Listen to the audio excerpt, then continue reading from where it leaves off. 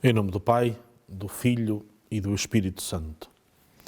Vinde, Espírito Santo, enchei os corações dos vossos fiéis e acendei neles o fogo do vosso amor. Enviai, Senhor, o vosso Espírito será criado e renovareis a face da terra. Oremos. Ó Deus, que instruíste os corações dos vossos fiéis com as luzes do Espírito Santo, fazei que apreciemos retamente todas as coisas segundo o mesmo Espírito e gozemos sempre da sua consolação, por Cristo Senhor nosso. Amém. Ave Maria, cheia de graça, o Senhor é convosco, bendita sois vós entre as mulheres, bendito é o fruto do vosso ventre, Jesus. Santa Maria, Mãe de Deus, rogai por nós, pecadores, agora e na hora da nossa morte. Amém. Glória ao Pai, e ao Filho, e ao Espírito Santo, como era no princípio, agora e sempre. Amém. Em nome do Pai, do Filho e do Espírito Santo. Uma saudação amiga para todos os telespectadores da Canção Nova, para que nesta caminhada que fazemos com a releitura do Catecismo da Igreja Católica, possamos então conhecer melhor Jesus Cristo, a nossa fé, e a razão de ser da nossa fé, para podermos depois também dar testemunho dela com credibilidade. Sou o Padre José António Arantes de Andrade, da Arquidiocese de Braga, e faço este caminho convosco, este programa à luz da fé, para simplesmente nos ajudarmos mutuamente a conhecer, a aprofundar, a refletir, a rezar as verdades contidas no credo, para depois podermos agir segundo esta verdade, isto é, que a nossa fé nos possa orientar na vida. Estas verdades têm naturalmente sido trabalhadas ao longo dos tempos, sobretudo na interpretação, e por isso é que estes livros que se encontram aqui à frente de cada um de nós são uma ajuda para conhecermos melhor.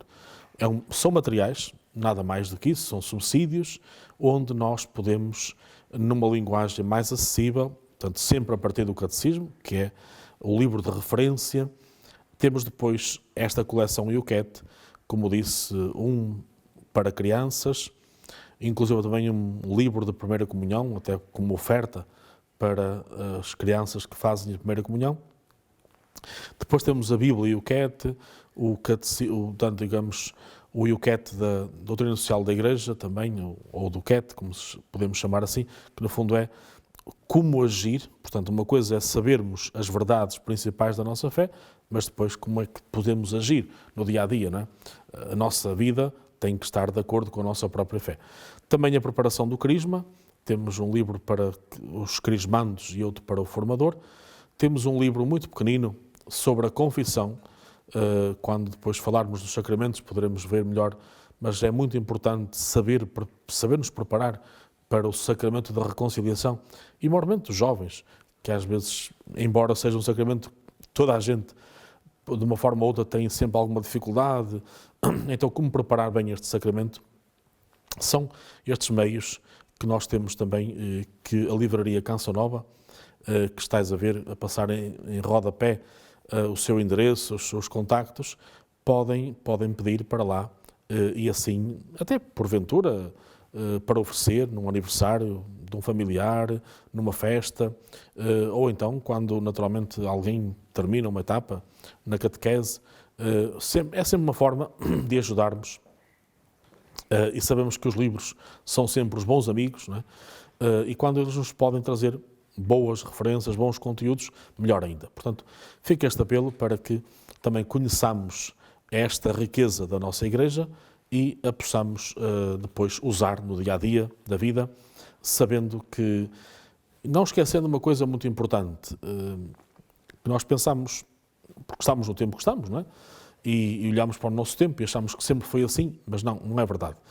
Por exemplo, se nós tivermos consciência que a catequese paroquial tem apenas, em números redondos, 500 anos, não é? Foi fruto do Concílio de Trento, quando se chegou à conclusão que não havia passagem, digamos, da fé dos pais para os filhos, então a Igreja preocupou-se em fazer catecismos, os próprios bispos, maiormente um arcebispo santo, que sendo arcebispo de Braga, mas agora é santo, é do mundo inteiro, São Frei Bartolomeu dos Mártires, fez um catecismo para a sua diocese, para que se pudesse, de facto, catequizar as pessoas. Então, a partir daí, começámos a catequese paroquial. Mas até lá, a catequese era feita na família, era no seio familiar, não é? Então é importante percebermos que também, ainda que haja catequese paroquial, porque é a obrigação das comunidades ajudarem à sistematização da fé, o primeiro anúncio, o primeiro contacto com a fé é sempre feito na família. E depois, naturalmente, estes meios podem ser uma forma dos pais, ou até os avós, porque tantas vezes passam tempo com os seus netos, poderem ajudá-los numa linguagem acessível, até num grafismo. Portanto, o próprio UCAT tem um grafismo muito próprio para jovens, uma linguagem acessível, uma explicação até dos termos. Por que não usarmos isto para evangelizar dentro das próprias portas, não é? Então, a importância destes livros não é uma questão de marketing, de estarmos aqui a fazer comércio de forma nenhuma, mas é apenas o dizermos que é importante conhecer, saber o que está ao nosso alcance para podermos usar em prol do bem das pessoas, que é também o seu crescimento na fé. E, na sequência dos programas anteriores, estamos a reler o Credo, agora no capítulo sobre Jesus Cristo, e percebermos então, e meditarmos um pouco também nestas verdades, o que é que Jesus fez por nós, historicamente, sabendo que Ele continua hoje vivo, está presente na vida de cada um de nós, mas e o porquê, sobretudo, estando nós agora a trabalhar o capítulo da paixão do Senhor, porque é que Ele sofreu daquela forma, porque é que tinha que ser assim, não é? Sabendo que foi por amor. Isso é que é importante, não é? Mas tentarmos perceber em concreto, irmos esmiuçando o credo. Portanto, a vantagem do UCAT, ou do compêndio, se quisermos, é através destas pequenas perguntas, que no fundo estas perguntas revelam as interrogações que nos vão no coração, na alma, não é? Porquê disto? Porquê aquilo? Porquê que sucedeu assim? Então o catecismo ajuda-nos para depois então percebermos que Deus tem uma lógica de amor grande por nós. E há uma pergunta que salta muitas vezes à mente e ao coração das pessoas, então os judeus são todos culpados pela morte de Jesus? Não podemos dizer isso, não é? Portanto, se nós os cristãos dissermos os judeus foram todos culpados pela morte de Jesus, não estamos a ser corretos. Até porque nós encontramos nos textos do Evangelho alguns judeus sérios, maiormente fariseus, não é? Começamos logo por aquele momento importante, digamos, quando Jesus ainda vai no colo da sua mãe e de São José ao templo para ser apresentado nos 40 dias após o seu nascimento. E o que é que nós encontramos? Um profeta chamado Simeão que diz à sua mãe: este menino vai ser um sinal de contradição. Portanto, este homem era judeu, bem como a profetisa Ana, que também está no templo, ficaram vivos até poder ver Jesus, tê-lo nos seus braços. E depois, por isso, Simeão diz aquela oração tão bela de São Lucas: agora já posso partir em paz, porque já vi a salvação que operastes e que destes a todos os povos. Mas este ver não foi só para aquele homem ver, de facto, ele pôde ver e pôde contactar Jesus e tocar Jesus, mas para que ele profetizasse, para que ele anunciasse que aquele menino que acabava de nascer ia ser um sinal de contradição. Portanto, alguns, naturalmente, não iam compreender Jesus, não o iriam aceitar, mas não eram todos, logicamente, até porque os apóstolos eram todos judeus, não é? Portanto, dizer claramente que os judeus foram todos culpados, não o podemos fazer. E temos então esses belos exemplos do profeta Simeão. Temos também dois grandes fariseus que, embora se mantivessem fariseus, mas procuram contactar com Jesus e até mesmo o fazem de noite, o caso de Nicodemos, que vai falar com Jesus, vai fazer perguntas, vai querer conhecer melhor Jesus e aprofundar também a sua fé. E temos um José de Arimateia, e que depois até vai ter o cuidado de zelar pelo corpo de Jesus. Portanto, então, repito, e apenas para sublinhar isto, não é correto dizer que os judeus foram culpados. Alguns chefes religiosos e políticos dos judeus, sim, não quiseram, portanto, mudar, não quiseram abrir o seu coração à novidade de Jesus e por isso o quiseram condenar. Não tinham motivos, logicamente, mas Jesus deixou, naturalmente, que digamos, que se entregasse, não fez resistência, não tratou mal ninguém, porque ele sabia que veio ao mundo para isso mesmo, para dar a vida por nós. Podemos também perguntar, até porque a questão do sofrimento é sempre um grande mistério para todos nós, e depois há uma tentação grande que nos aparece frequentemente. Se Deus é tão bom, se Deus é misericordioso, então porquê que eu sofro, não é? Porquê que há doenças, porquê que eu estou a sofrer? Porque o sofrimento não é só físico, também pode ser psicológico.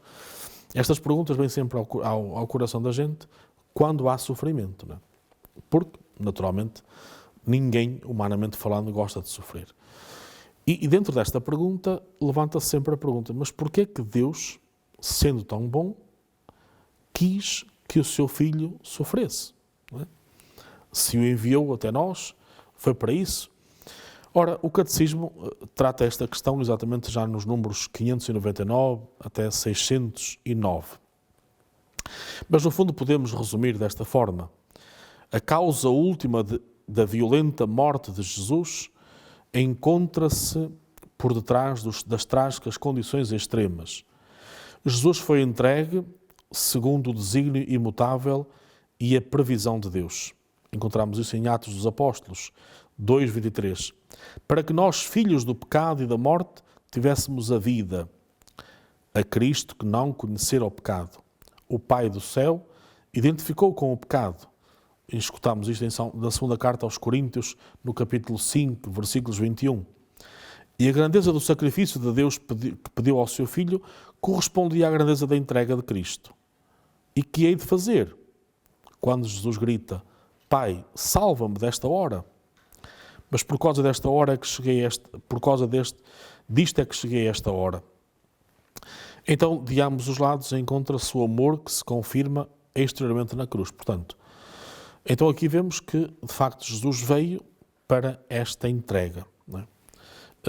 Não há, portanto, nada acontece ao acaso, repito, não foi nenhuma emergência, mas fazia parte deste desígnio de Deus que o seu Filho assumisse a nossa condição e assumisse sobretudo o nosso pecado, porque o pecado é que foi a causa da morte de Jesus. E assumisse exatamente porque nos ama. Porque, reparem, este é sempre um grande mistério que nós temos que sublinhar e que temos que contemplar e temos que agradecer também ao Senhor. Sendo nós pecadores e tendo uma tendência para o pecado, Jesus quer-nos salvos, quer-nos com Ele, quer-nos purificados.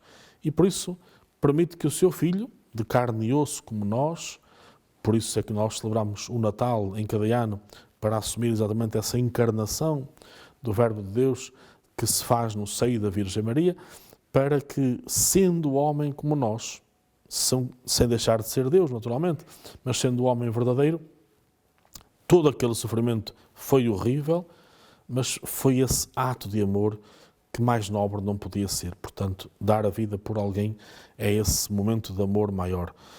Então, de facto, Jesus veio para se identificar com o pecado sem nunca ter pecado, mas assumir aquilo que seria a nossa culpa, aquilo que seria a nossa condenação, é assumida por Ele.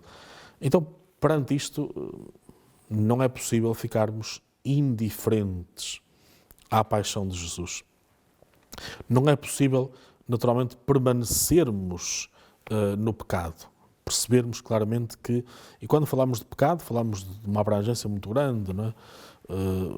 Também é verdade que há uma certa deformação, muitas vezes na vida cristã, em que se acha que o pecado ou são apenas umas palavrinhas que se disseram, ou são umas pequenas faltas veniais, mas há de facto ter consciência, depois iremos num outro programa mais à frente falar um pouco desta realidade com mais ênfase, mas é ter consciência que o pecado é tudo o que afeta a nossa relação com Deus e com os outros, não é? E depois pode ser por palavras, por pensamentos, por atos, por omissões. Gostava de sublinhar que grande parte do nosso pecado está nas omissões. Além de dizermos palavras menos boas, mais agressivas, porventura, com mais rancor, de termos pensamentos maus, de termos ideias fracas, de termos atos também que são sempre condenáveis, nós falhamos muito pela omissão. Então, é importante olhar para a paixão de Jesus, olhar para esse momento da sua entrega por nós e perceber como é que eu hoje estou a contribuir para que este sofrimento continue quando os outros sofrem, não é? Porque, vou dar apenas um exemplo, quando se diz mal de uma pessoa, quando se difama uma pessoa, quando se levantam calúnias a alguém, essa pessoa fica a sofrer. E esse sofrimento é grande, não é? Ora, é fruto do quê? Do pecado, de alguém que se lembrou, por maldade, de dizer mal de alguém. Quando eu há momentos falava, ou melhor, num programa passado falei do ser profeta, disse que o profeta é aquele que anuncia a palavra de Deus e denuncia as injustiças, salvaguardando a pessoa. Isto é, no fundo cá está o agir de Deus, não é? A doutrina social da Igreja tem a ver com isto, não é? Este agir de Deus, o que é que significa? Como é que Jesus se comportava com os pecadores? Que no fundo eram todas as pessoas que se encontraram com ele. A única pessoa que não era pecadora era Nossa Senhora. Portanto, todos os outros eram pecadores, não é? Então, como é que Jesus olhava para os pecadores? E até, sobretudo, importa-nos pensar um bocadinho nisto, como é que Jesus olhava para os grandes pecadores? Não é? Olhemos para o exemplo de Zaqueu e para o exemplo da pecadora adúltera. Nestes dois casos, Jesus olha de baixo para cima. O Zaqueu está no cimo de uma árvore, Jesus está em baixo. Olha para o cimo da árvore e diz ao Zaqueu, desce. Portanto, reparem, Jesus não condena este homem, olha de baixo para cima, significa não olha com altivez, não olha com arrogância. O mesmo se passa com a mulher adúltera. Jesus está a escrever no chão, está sentado no chão, escreve, levanta a cabeça, olha para aquela mulher e diz, se ninguém te condenou, também não te condeno, vai e não voltes a pecar. Portanto, Jesus tinha sempre o cuidado de condenar os defeitos, os erros, mas salvaguardando sempre as pessoas. Então, repito mais uma vez, este meditarmos na paixão de Jesus Cristo é naturalmente uma forma de pensarmos também como é que eu estou a agir. Por outro lado, sabendo que quanto mais combatermos o pecado, quanto mais diminuirmos o pecado no mundo, mais aumentamos a presença de Deus, a graça de Deus. Então, a paixão do Senhor tem também esta pedagogia, permitir-me perceber e compreender melhor o amor que Deus tem por cada um de nós e que hoje sejamos nós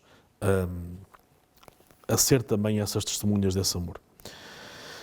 Sabemos que nessa proximidade de Jesus dar a vida por nós, ele sabia, como já tenho dito, o que ia sofrer e queria que essa entrega, e reparem como a pedagogia de Deus é fantástica. Naquele momento estavam algumas pessoas ali, não é? Embora até muitos dos que seguiam Jesus foram se dispersando. Mas Jesus sabia claramente que aquela entrega não era apenas por aqueles que estavam ali, mais fiéis ou menos fiéis, digamos assim, mas era por toda a humanidade. Ou seja, Jesus entregou-se por mim e por cada um de nós. Não é? Aliás, nós estamos muito presentes naquela oração belíssima de Jesus, no capítulo 17 do Evangelho segundo São João, a chamada oração sacerdotal de Jesus. Quando ele pede a Deus por aqueles que hão de acreditar nele, não é? Na sua palavra. Portanto, aí estamos presentes nós. Portanto, Jesus ia se entregar por nós. Essa entrega era uma entrega sem reservas, por amor, não é? Mas quem estava naquele momento eram alguns. Então Jesus, por esta razão, uma vez que nós não estávamos lá, não podíamos estar presentes, porque ainda não existíamos, e também porque Jesus não pode fazê-lo na cruz, que é, digamos, segurar o cálice, não é? Então vai antecipar, através da instituição da Eucaristia, esse memorial, aquilo que ele vai depois fazer na cruz, ou vai viver na cruz, antecipa-o na Eucaristia, para que também em cada Eucaristia, eu e cada um de nós esteja presente nesse momento da entrega de Jesus.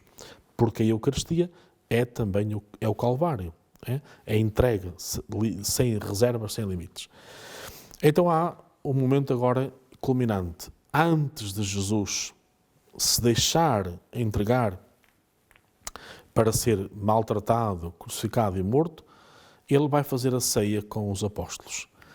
Reúne os 12, manda fazer os preparativos, a tal ceia que se fazia habitualmente entre os judeus para comemorar a Páscoa, a libertação do Egito para a Terra Prometida, e se faz uma coisa que é surpreendente, que é dos gestos mais significativos, em que Jesus pega e numa bacia, num jarro com água, numa toalha, coloca a cintura e vai lavar os pés dos apóstolos.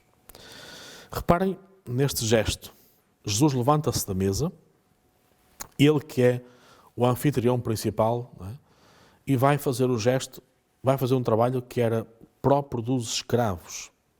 Era normal que as pessoas, ao chegarem à casa de alguém, porque andavam descalças ou pelo menos de sandálias, mas cujos caminhos eram em terra batida, os pés ficassem cheios de pó. E fazia parte da boa educação, quando alguém chegasse à casa de outra pessoa, lhe colocassem água para lavar, e os criados lavavam os pés para que a pessoa fosse bem acolhida. Era um gesto da boa educação. Agora reparem, Jesus é que faz isto. Então isto foi desconcertante para os apóstolos, não é?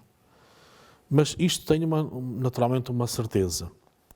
Mostrar-nos com muita clareza que um cristão, e todos nós o somos pelo batismo, temos de ter presente que a Eucaristia é essa entrega de Jesus que se revelou de 3 modos concretos e que revela o seu amor até ao fim. Lavou os pés aos seus discípulos, mostrando este que está entre nós como aquele que serve. Portanto, ser cristão é ser aquele que serve, como Jesus o fez, não é? Antecipou simbolicamente o seu sofrimento salvífico, pronunciando sobre os dons do pão e do vinho as palavras: isto é o meu corpo. Ou seja, aquilo que vai acontecer no dia seguinte na cruz, Jesus antecipa-o na ceia, pegando no cálice, antes disso no pão, então mostrando que é o seu corpo e o seu sangue entregues por nós. Portanto, então a Eucaristia é essa entrega de Jesus por nós, é este serviço permanente aos outros, e é depois também o tornar esta memória permanente, e por isso neste mesmo momento Jesus faz a ordenação do sacerdócio, a instituição do sacerdócio, que é a ordenação destes primeiros bispos, que são os apóstolos, naturalmente.